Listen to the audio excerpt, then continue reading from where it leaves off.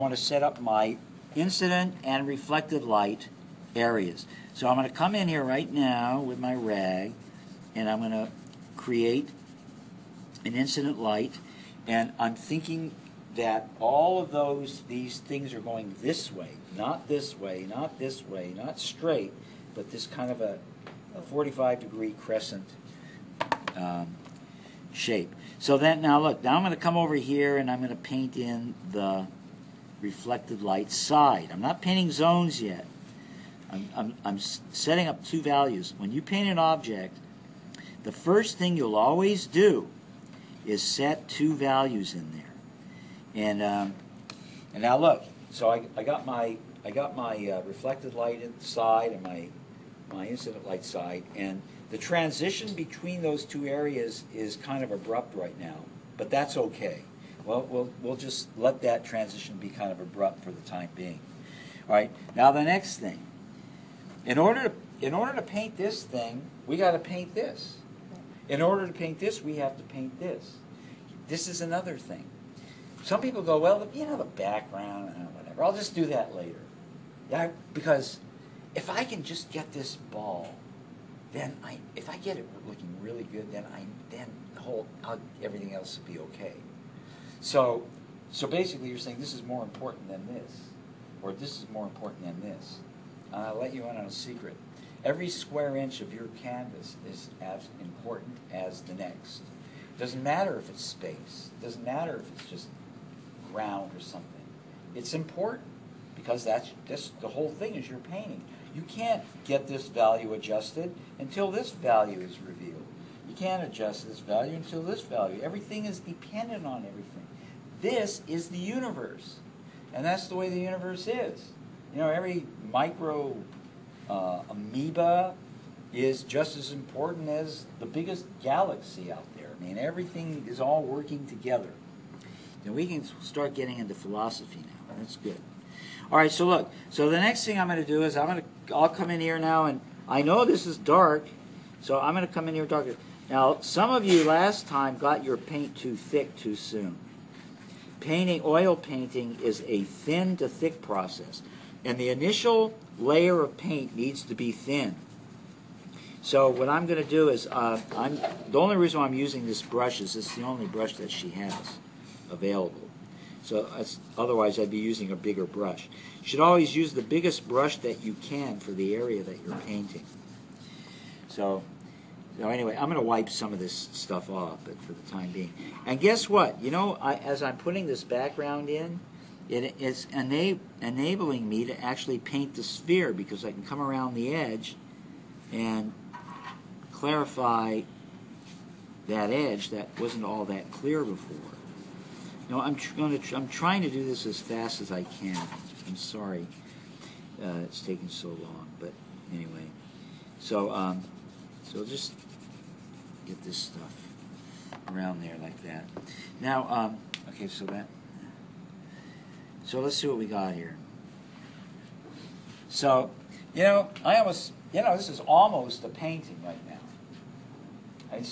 And at this stage, you should have almost a painting. You should read.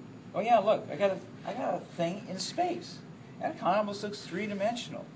You know, maybe I'll just sign it, put that out, and make some money. But so here's the next thing I'm going to do. Remember I talked about this? You know, the best look. All I did was wipe that off, and I painted that in, right? Well, the best way to transition that is use the best painting tool that you have in your kit, and that's your finger. So what I'm going to do is, oh, by the way, these are called Leonardo lines, going diagonally left and right, parallel, marks.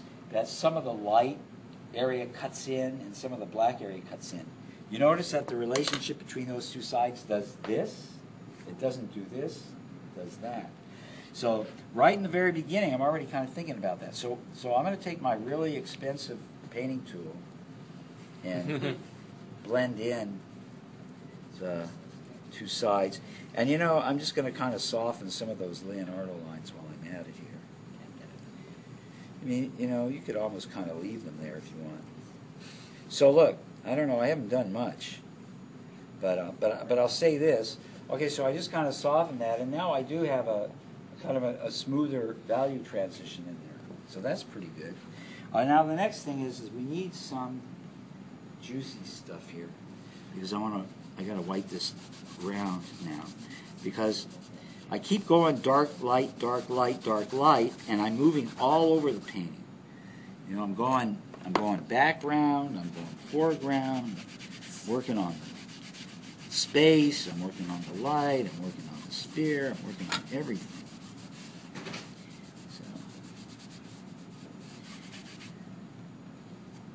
Okay, so maybe we'll just leave that, and we'll get any of that stuff. All right, so now you know what there's left to do, because I've done such a good job of setting everything up. The only thing that's left to do is to get all those zones in, and I already have one. I got two. Actually, I have 3 zones. I just have to get 2 more. I have my low light in there, and I have my core shadow in there. But what I need is some reflected light, and I need a highlight, and I kind of need to get some lost and found edges in there. So I'm kind of getting a found edge up there. So now I'm thinking, okay, I'm kind of running through my checklist. Okay, great.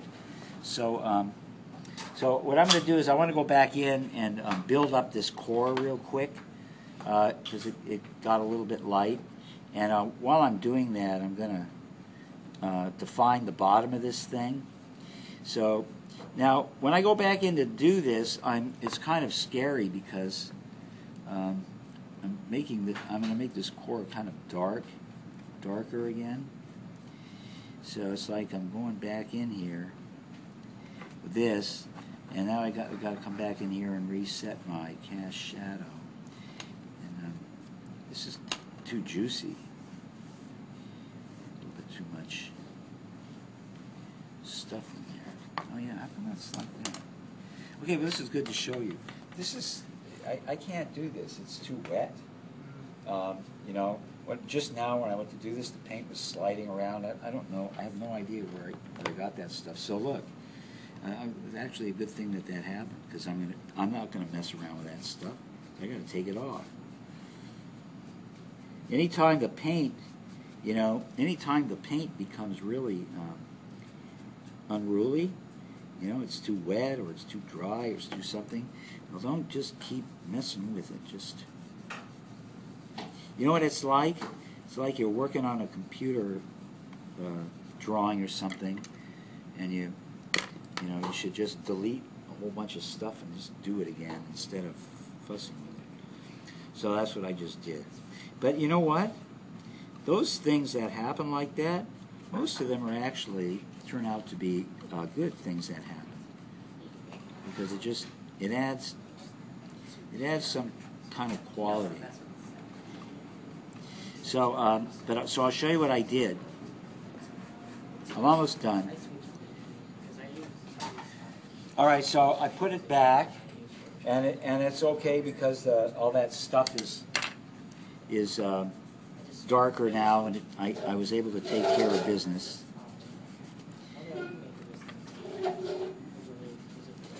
Smooth that down. All right, so look, I'm going to put my my highlight in here, and soften the edges on it, because what I want is a direct highlight, not a reflected one.